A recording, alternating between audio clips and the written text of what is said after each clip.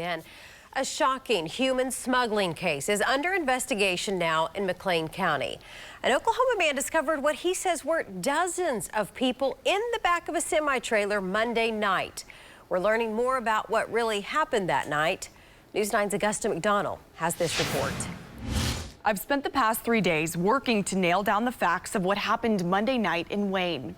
This incident is complex. Only 7 of the alleged dozens of smuggled people were discovered and interviewed, and no one has been arrested. Joshua Cruz called 911 at about 9:20 p.m. That was after he went to check on a semi and several vehicles that pulled into an empty lot across from his tow shop. I jumped in our service vehicle, went across the road. He says he thought they needed help, but instead, The driver of the semi jumped out of the truck, ran around the truck into another vehicle and took off. We started hearing noises coming from the trailer, here banging on the side of the trailer saying, help me, and of course it was in Spanish, wasn't in English.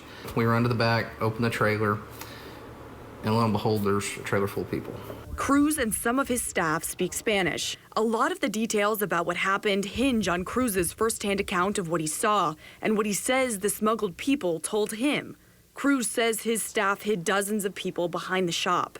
He says they were afraid and possibly underage. He says armed gunmen came back to retrieve the smuggled people and they had a face-off. He says nearly 50 people scattered into rural McClain County as lights and sirens approached. We kept guys out all night.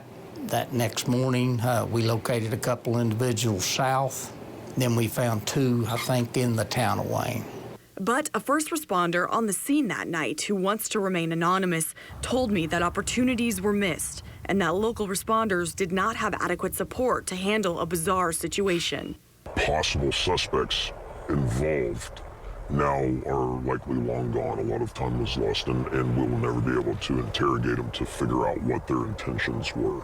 Sheriff Offalter says Homeland Security interviewed the 7 who were found and said they were from Guatemala, had walked across the U.S. border and got in the truck in El Paso after paying thousands of dollars to be transported to states across the country. They were likely in that trailer for close to 24 hours. I've requested Cruz's 911 call and other documents related to these events. Augusta McDonald, Oklahoma's own News 9.